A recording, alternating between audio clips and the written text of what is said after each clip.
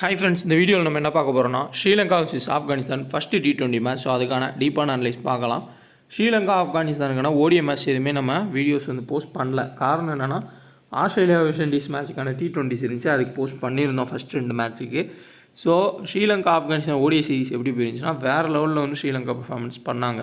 ஒரு பழைய ஸ்ரீலங்கன் டீமை பார்க்குற மாதிரி இருந்துச்சு. அந்தளவுக்கு ஒரு சூப்பர் பர்ஃபார்மன்ஸ் எல்லா பிளேயர்ஸுமே கொடுத்துருந்தாங்க. அதுக்கு காரணம் அவங்க டீமே ஃபுல்லாக கொலாப்ஸ் பண்ணி எந்தெந்த பிளேயரு எந்தெந்த ஃபார்மேட்டில் ஆடணுன்றதை கண்டுபிடிச்சி கரெக்டாக சான்ஸ் கொடுத்து மூவ் பண்ணாங்க. ஸோ அது பர்ஃபெக்டாக ஒர்க் ஆயிருந்துச்சு. ஸோ அதே மாதிரி T20க்குமே இப்போ கரெக்டான ஸ்குவாடை அனௌன்ஸ் பண்ணியிருக்காங்க. மோஸ்ட் ஆஃப் அந்த 3 மேட்ச்சில் ஜெயிக்கிறதுக்கான வாய்ப்புகள் ஸ்ரீலங்காவுக்கு தான் இருக்குது. ஆப்கானிஸ்தான் ரஷீத் கான் இல்லைனாலே ரொம்ப போராக தான் ஆடுறாங்க. ஒரு சில இன்னிங்ஸ் நபி திடீர்னு ஆடி கொடுத்தாலுமே பத்தால அவங்களுக்கு பெர்ஃபார்மன்ஸ் கொடுக்கறதுக்கு. ஸோ மோஸ்ட்லி ஸ்ரீலங்கா ஜெயிக்கிறதுக்கான சான்ஸ் அதிகம். இந்த சீரீஸ் தான் ஸ்ரீலங்கன் கிரிக்கெட்டோட அடுத்த கட்டத்துக்காக இருக்கும். அந்த அளவுக்கு செட் பண்ணியிருக்காங்க டீமை. இதை பேஸ் பண்ணி தான் அவங்க வேர்ல்டு கப் 2024 T20 வேர்ல்டு கப்புக்கும் ஃபார்முன்றதை ஃபுல் அண்ட் ஃபுல் செட் பண்ணி கொண்டு வருவாங்க. டீமும் கிட்டத்தட்ட 20 டீம் ஆட போகிறதுனால ரொம்ப இன்ட்ரெஸ்டிங்காக இருக்கும். First T20 match Sri Lanka Afghanistan Dambulla cricket stadium. இதில் ஒரு இன்ட்ரெஸ்டிங் ஃபேக்ட்டு, இங்கே ஒரு இன்டர்நேஷ்னல் மேட்ச் கூட நடந்து கிடையாது T20 மென்ஸ் மேட்சஸில். உமன்ஸ் மேட்சஸ் இந்தியா ஸ்ரீலங்கா ஆடிருக்காங்க. பட் மென்ஸ் மேட்சஸில் எந்த மேட்சுமே இங்கே நடக்கலை. LPL நடத்தியிருக்காங்க, ODI ஃபார்மெட் நடத்தியிருக்காங்க. February 17 7 மணிக்கு மேட்ச் ஸ்டார்ட் ஆகும். ஸோ PSL மேட்ச்சுமே அன்றைக்கி டேயில் இருக்கும். அதுக்கப்புறம் WPL 23 ஸ்டார்ட் ஆகும். முடிஞ்ச அளவுக்கு நம்ம BPLக்கு எப்படி கண்டினியூவாக வீடியோ ப்ளஸ் டீம்ஸ் கொடுத்தோமோ அந்த இதை கொண்டு வருவோம். கபடி ப்ளே பண்ணுறவங்க பர்சனலாக ப்ளே பண்ணிக்கோங்க. அதேமாதிரி நான் முன்னாடியே சொன்னதான் UAE T20, south Africa T20, Bangladesh premier league இதெல்லாம் எப்படி நடக்குதுன்னு ஒன்றுமே புரியலை. ஸோ உமன்ஸ் பிரீமியர் லீக் கண்டிப்பாக சூப்பரான ஒரு டோர்னமெண்ட்டாக இருக்கும். PSLம் கொஞ்சம் ஏதோ பரவாயில்லாத ஒரு டோர்னமெண்ட்டாக இருக்கும். ஸோ கரெக்டான டெலகிராமாக பார்த்து ஜாயின் பண்ணிக்கோங்க. இது எதுக்காண்டி சொல்கிறேன்னா நிறைய ஃபேக் சேனல்ஸ் இருக்கும். ஸோ அமௌண்ட்டு கேட்டு கொடுத்தா ஏமாந்துருவீங்க. ஸோ கேட்டால் கொடுக்காதீங்க. நம்ம நேமில் இருக்க எதுவுமே அமௌண்ட்டு கிடையாது, ஃப்ரீ தான். அதுமாதிரி குபேர ஃபேண்டசிக்கான வின்னிங்ஸும் போட்டிருப்போம். ஸோ 2K ஃபேண்டசி லவர் கூட பயன்படுத்தி இன்ஸ்டால் பண்ணிக்கோங்க. ஒரு பிளேயரை செலக்ட் பண்ணி ப்ளே பண்ணலாம். ரொம்ப ஈஸி, லாஜிக்கலாக யோசிச்சா கண்டிப்பாக வின் பண்ண முடியும் குபேராவில். ஸோ மேட்ச் ஃப்ரீயாகவே என்ட்ரி இருக்குது ரஞ்சி டிராஃபிக்கு. ஸோ சேலமில் நடக்குது 16 to 19. நான் ஆல்ரெடி டெலகிராமில் போஸ்ட் பண்ணியிருப்பேன். ஜஸ்ட்டு நியர்பை இருக்கவங்க போய் பாருங்கள். குவாலிட்டியான ஒரு மேட்சாக இருக்கும். Punjab cricket association, Tamil Nadu cricket association Ranji first time நடத்துகிறாங்கன்னு நினைக்கிறேன். மன்தீப் சிங்கு, அதுக்கப்புறம் இந்த சைடு சாய் கிஷோர், பெரிய பெரிய பிளேயர்ஸ் எல்லாமே இருப்பாங்க. ஃப்ரீயாகவே நீங்கள் பார்க்கலாம். இன்ட்ரெஸ்ட்டாக இருக்கவங்க போய் பாருங்கள். ஸோ இப்போ நம்ம Sri Lanka vs Afghanistan first T20 மேட்ச்க்கான ஃபுல் அனலைஸ் பார்க்கலாம். Dambulla cricket stadium. நம்ம ஓவரால் பார்த்தோம்னா இங்கே நடந்திருக்க T20 மேட்ச் உமன்ஸ் மேட்ச்லாம் வச்சு பார்க்குறப்போ பேட்டிங் ப்ளஸ் ஸ்பின்னுக்கு அசிஸ்ட் இருக்க மாதிரி இருக்குது. இங்கே நடந்த ஓவரால் மேட்சஸ் நம்ம பார்த்தோம். ஸோ ஓவரால் T20ஸ்ன்னு பார்க்குறப்போ இந்த கிரவுண்டில் டம்புலா கிரவுண்டில் LPL நடத்தியிருக்காங்க. அதில் ஸ்பின்னுக்கு ஹெல்ப் கிடச்சிருக்கு. பேசர்ஸ் ஓரளவுக்கு ஃபஸ்ட் பால் பண்ணுற விக்கெட் எடுத்திருக்காங்க. இந்த ஸ்பின்னர்ஸ் விக்கெட் எடுத்ததுமே பார்த்தீங்கன்னா லெக் ஸ்பின்னரு, ஆர்த்தடாக்ஸு அவங்களாம் விக்கெட் எடுக்காங்க. சும்மா ஆஃப் ஸ்பின்னர்ஸ் அதிகமான விக்கெட்ஸை எடுத்திருக்காங்க. ஸோ பார்ட் டைம் ஸ்பின்னர்ஸுமே இந்த கிரவுண்டில் ரொம்ப முக்கியமாக இருப்பாங்க. நிறையா பேர் தனஞ்சய் டி சில்வா, நபியை ட்ராப் பண்ணலாம். மேபி அவங்க எஃபெக்டிவாக இருக்கலாம். பேட்டிங்னு பார்த்தோம்னா ஓரளவுக்கு டீசெண்டாக ஆடிருக்காங்க. சேசிங் டீம் ஜெயிக்கிறதுக்கான வாய்ப்புகள் அதிகமாகவே இருந்திருக்கு. இன்டர்நேஷ்னல் மேட்சஸ் எதுவுமே நடக்கலை. இப்போ நடக்க போகிற 3 மேட்ச்சுமே இங்கே தான் நடத்த போகிறாங்க T20. இதில் தான் தெரியும் இன்டர்நேஷ்னல் மேட்ச்சுக்கு எப்படி விக்கெட்டை செட் பண்ணுறாங்க. அதே மாதிரி பேட் பால் லெவன் ஆப்பை இன்ஸ்டால் பண்ணிக்கோங்க. 2K டெக்கன் ரெஃபரோட பயன்படுத்திங்க. உங்களுக்கு GSTயே கிடையாது. அதுக்கேற்ற மாதிரி அவங்க லாபம் நஷ்டத்தை அதுக்கேற்ற மாதிரி ஏற்றுக்கிட்டாங்க பேட் பால் லெவன். ஏன்னா ஆப்பை ரன் பண்ணணும். GST இருந்தால் யாருமே ப்ளே பண்ண மாட்டாங்க அப்படின்றதுனால GST எல்லாம் உங்களுக்கு கொடுத்துருக்காங்க. பட் அவங்க அதுக்கேற்ற மாதிரி ரொட்டேட் பண்ணுறாங்க. அதையுமே சொல்லியிருந்தாங்க. அதனால தான் நான் சொல்கிறேன். So women's premier league, IPL எல்லாத்தையுமே ப்ளே பண்ணிக்கோங்க. ஹெட் டு ஹெட் பார்த்தோம்னா ஸ்ரீலங்கா 3 டைமும், ஆப்கானிஸ்தான் 1 டைமும் ஜெயிச்சிருக்காங்க. ஸோ இதான் ஹெட் டு ஹெட் ஸ்டாட்ஸு. இப்போயும் ஸ்ரீலங்கா ஜெயிக்கிறதுக்கு வாய்ப்புகள் அதிகமாக இருக்கும். So Sri Lanka vs Afghanistan. So playing eleven பார்ப்போம். ஸ்ரீலங்கா சைடில் பத்தூன் நிசாக்கா செம்மையான ஒரு ஃபார்மில் இருக்கார். ஒரு 100 ஒரு 100 அடிச்சிருக்கார். குசால் மெண்டிஸ்மே லாஸ்ட் மேட்ச் ஃபார்முக்கு வந்திருக்காரு. குசால் பெரேராவை பார்த்தோம்னா ரீசெண்டாக T20யில் எல்லா மேட்ச்சுமே ஹிட் பண்ணார்னு சொல்லலாம். அந்த அளவுக்கு சூப்பரான ஒரு பேட்டிங்கில் இருக்கார். தனஞ்சய் டிசில்வா அவர் கிடைக்கிற சான்ஸ் எல்லாமே பேட்டிங்கில் ஒரு 20 ரன்னு, அடுத்து பார்த்தோம்னா பவுலிங்கில் ஒரு விக்கெட் 2 விக்கெட் எடுக்கக்கூடிய ஒரு பிளேயர். அசலங்கா T20 ஃபார்மேட்டுக்கு ஓகே கட் பண்ணிக்கலாம். Angelo Mathews initial spell swing கிடச்சிச்சின்னா அதுலேயே மினிமம் ஒரு 2 விக்கெட்ன்றதை எடுத்துடுறாரு. அப்புறம் பேட்டிங் மிடில் ஆர்டர் வரையும் வந்தால் அவர் கொண்டு போயிடுறாரு. சனக்காவை நம்ம கட் பண்ணிக்கலாம். ஸோ ஹசரங்காவை பார்த்தோம்னா கண்டிப்பாக பவுலிங் தான் வந்து எஃபெக்டிவாக இருப்பார். பேட்டிங் தேவைப்பட்டாலும் கொஞ்சம் முன்னாடி வரவும் வாய்ப்புகள் இருக்கும். ஒரு ஹையஸ்ட் ரன் வந்து அடிச்சிட்டாங்க அப்படின்னா கண்டிப்பாக ஹசரங்கா செகண்ட் போல் பண்ணுறப்ப விக்கெட்டுன்றதை எடுப்பார். அடுத்து பார்த்தோம்னா தீக்ஷனா. ஸோ தீக்ஷனா பொறுத்தவரையாக ஓடிஐ ஃபார்மேட்டில் பெரிய அளவில் ஃபார்மே கிடையாது.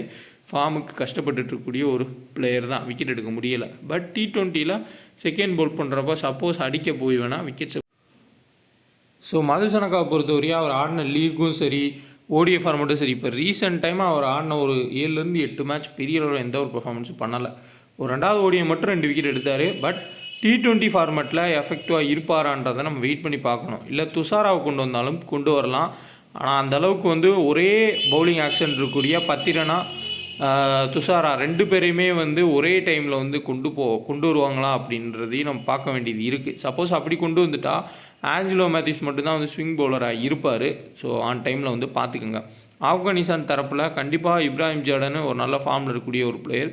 குருபாஸ் டீசெண்டாக வந்து T20ஸில் ஆடி இருக்கார். அதே மாதிரி அவங்களோட மிடில் ஆர்டருமே இந்த 3 பேருமே ரீசெண்ட் டைம்ஸில் T20 நல்லா தான் ஆடி இருக்காங்க. ஒமர்ஜாய், நைபு, நபி, அதுக்கப்புறம் கீழே வரதான் அந்த நஜிபுல் ஜார்டன், கரீம் ஜனாத் தான் வந்து பெரிய ஒரு பெர்ஃபார்மன்ஸ் இல்லைன்னு சொல்லணும்.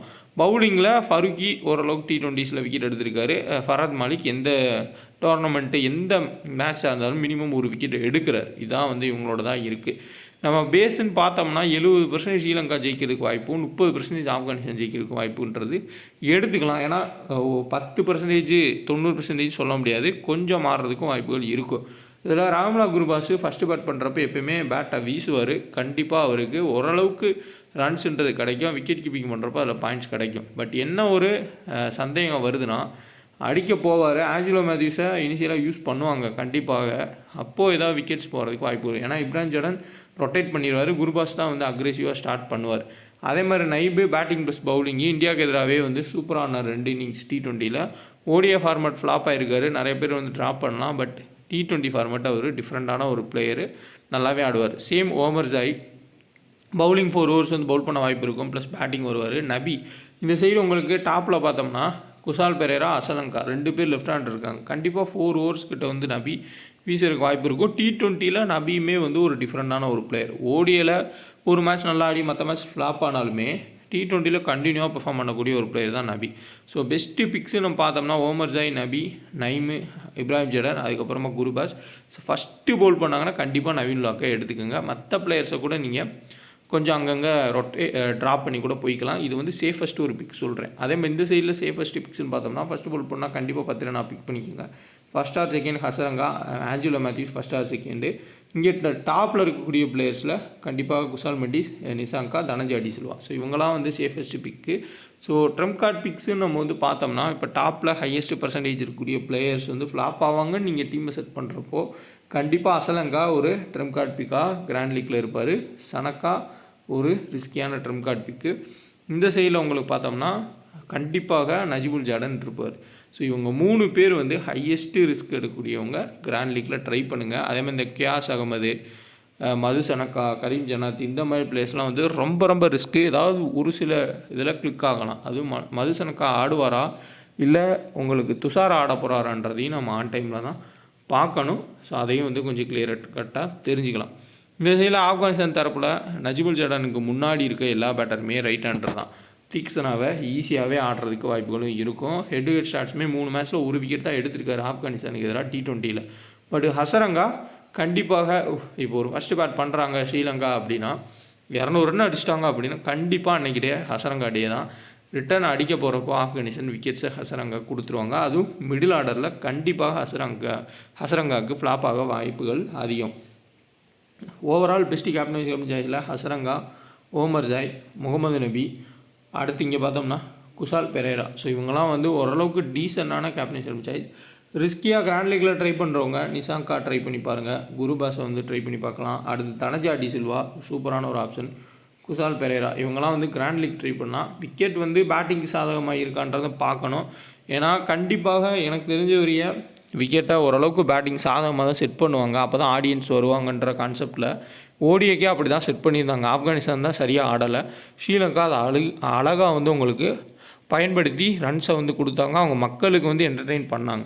ஸோ சேம் கான்செப்ட் தான் இப்போ இருக்கும். மோஸ்ட்லி பேட்டிங் விக்கெட்டாக இருக்கலாம். சப்போஸ் ஒரு மழை பெய்கிற மாதிரி இருக்குது, வெதர் மாறுது, இனிஷியல் ஸ்விங் இருக்கும்னா அதை வந்து நம்ம எதுவும் பண்ண முடியாது. நார்மலாக இருக்குது அப்படின்னா நல்லா பேட்டிங் விக்கெட் செட் பண்ண வாய்ப்பு இருக்கும். அதுக்கேற்ற மாதிரி உங்கள் டீம்ஸை வந்து செட் பண்ணிக்கோங்க.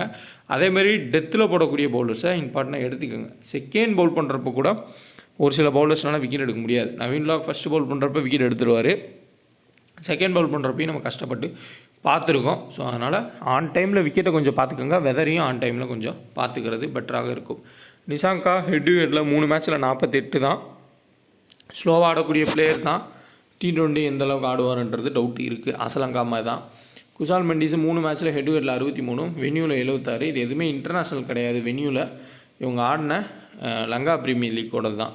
தனஞ்சா D Silva head ஹெட்டில் 66, வென்யூவில் 2 match Aadi 62. Asalanka head to ஹெட்டில் 27, வென்யூவில் 62, 2 மேட்ச்சில் வந்து ஆடிருக்காரு. நம்ம நிறைய டைம் பார்த்துருப்போம். ஸோ லங்கா பிரீமியர் லீக்கில் அசலங்காவோட பேட்டிங்கை பார்த்தீங்கன்னா ரொம்ப போராக இருக்கும். அவ்வளோ மட்டமாக ஆடுவார். ஸ்பின் பவுலிங்லாம் வந்து அவரால் ஆடவே முடியாது. அவ்வளோ போராக வந்து ஆடிருப்பார். தொடர்ச்சியாக ஸ்பின்னர்ஸை வச்சு அட்டாக் பண்ணாங்கன்னா T20 வந்து அவருக்கு ஒரு கரெக்டான ஃபார்மட்டா அப்படின்றது ஒரு டவுட் வருது. சனக்கா ஹெட் டு ஹெட்டில் 3 மேட்ச்சில் 10 ரன் வந்து அடிச்சிருக்காரு. வென்யூவில் 2 மேட்ச்சில் 105. ஹசரங்கா ஹெட் டு ஹெட்டில் 4 விக்கெட் எடுத்திருக்காரு 3 மேட்ச்சில். வென்யூவில் 2 மேட்ச்சில் 3 விக்கெட் எடுத்திருக்காரு. தீக்ஷனா ஹெட் டு ஹெட்டில் 3 மேட்ச்சில் ஒரே விக்கெட் தான் ஆப்கானிஸ்தானுக்கு எதிராக. மதுசனக்கா 2 மேட்ச்சில் ஹெட் டு ஹெட்டில் 2 விக்கெட் தான் எடுத்திருக்காரு. ஸோ பேட்டிங்க்கு சாதகமாக போகும்னு தெரிஞ்சுன்னா அதிகமான பேட்டர்ஸை எடுத்துக்கோங்க. அது கரெக்டாக இருக்கும். ஏன்னா பவுலர்ஸ் ஒரு விக்கெட் எடுத்தாங்கன்னா 25 பாயிண்ட் தான். இதே பேட்டர்ஸுக்கு சாதகமாக இருந்தால் அவங்க வந்து 6, 4 அடிக்கிறப்போ அசால்ட்டாக 60, 70 பாயிண்ட்ஸ்ன்றது போகும். லோ பர்சன்டேஜ் பேட்டர்ஸையும் உங்கள் டீமில் எடுத்திங்கன்னா ஈஸியாகவே வந்து வின் பண்ணலாம். குருபாஸ் 3 மேட்ச்சில் ஹெட் டு ஹெட்டில் 152, ஃபஸ்ட் பேட் பண்ணால் ரொம்ப முக்கியமான பிளேயர். இப்ராஹிம் ஜார்டன் 3 மேட்ச்சில் ஹெட் டு ஹெட்டில் 77. ஸோ பேக் பண்ணுறாங்க இப்ராஹிம் ஜார்டன். ஸ்லோவாக ஆடினாலும் பரவாயில்ல, ஒரு ஸ்லோவாக ஆடக்கூடிய பிளேயர் வேணும்னு. ஓமர் ஜாய் 2 மேட்ச்சில் 3 ரன் தான் வந்து அடிச்சிருக்காரு ஹெட் டு ஹெட்டில். நெக்ஸ்ட்டு நபி 4 மேட்ச்சில் 4 விக்கெட்டு. பேட்டிங்கில் பெரிய லெவலில் ஆடல T20யில். ஸ்ரீலங்காவுக்கு எதிராக ஃபருக்கி 3 மேட்ச்சில் 3 விக்கெட்டுன்றதை எடுத்திருக்காரு. ஸோ மற்ற எந்த பிளேயர்ஸுக்கும் பெரிய லெவலில் ஸ்டாட்ஸ் கிடையாது. ரீசன்ட் ஃபார்ம் படி பார்த்தோம்னா குல்பதி நைப் நல்லாவே வந்து ஆடியிருந்தார் இந்தியாவுக்கு எதிராக. அதனால் அவரை வந்து எதிர்பார்க்கலாம். ஸோ ஓவரால் பார்த்தோம்னா ஒரு சேஃபாக நான் இருக்க எல்லா ஆல்ரவுண்டருமே வந்து எடுத்திருக்கேன். இவங்க எல்லாருமே முக்கியமான பிளேயர்ஸு. இங்கே தீக்ஷனா 10 ரன்னாக எடுத்திருக்கேன். இந்த இடத்துல நீங்கள் தீக்ஷனாக்கு பதிலாக ஃபஸ்ட்டு பால் பண்ணால் நவீன் உலாக் எடுத்துக்கோங்க. அப்படி இல்லாட்டி இந்த இடத்துல இப்ராஹிம் ஜார்டனை எடுத்துக்கோங்க. அவ்வளோதான் முடிஞ்சிச்சு. மற்றபடி சேஃபஸ்ட்டு ஒரு பிக்கு தான். Hasaranga captain, Omarzai vice captain. ஏன்னா இப்போது நிறைய பேர் வந்து ரிஸ்க் எடுக்கிறோம், ஸோ சரியான பெர்ஃபார்மன்ஸ் இல்லைன்னு கண்டிப்பாக நபி, ஆஞ்சலோ மேத்யூஸு, அதுக்கப்புறம் குல்பதி நைப், தனஞ்சா டி சில்வாவை கட் பண்ணி பவுலர்ஸை பேட்டர்ஸாக அதிகமாக எடுக்க ட்ரை பண்ணுவாங்க. ஸோ நீங்கள் அழகாக இவங்களை வந்து எடுத்தாலே மோஸ்ட்லி வின் பண்ண வாய்ப்புகள் இருக்கும். ஸோ பட் பிச் ரிப்போர்ட்டை மட்டும் ஆன் டைமில் பார்த்துக்கோங்க. குபேரா ஃபேண்டசி ஆப்பு ஸோ கேப்டனே கிடையாது. ட்ரை பண்ணி பாருங்கள். ஒரு பிளேயரை செலக்ட் பண்ணி ப்ளே பண்ணலாம். 2K ஃபேண்டசி ஆஃபர் கூட பயன்படுத்திக்கோங்க. IPL டயத்தில் இவங்களுமே 100% GST ஃப்ரீ கொண்டு வந்துடுவாங்க. அப்போ யூஸ் பண்ணிக்கோங்க. ஸோ முடிஞ்ச அளவுக்கு ஸ்டாட்ஸுன்றதை கொடுத்துருக்கேன். ப்ளஸ் உங்களுக்கு ஸோ டெத்தில் போடுறது யாருனே தெரியும். ஸோ ஆப்கானிஸ்தானில் நவீன் உலாக் தான் டெத்தில் வீசுவார். அதே மாதிரி இந்த சைடில் 10 ரன்னாக தான் வந்து டெத்தில் போல் பண்ண போகிறாரு. சப்போஸ் துஷாரா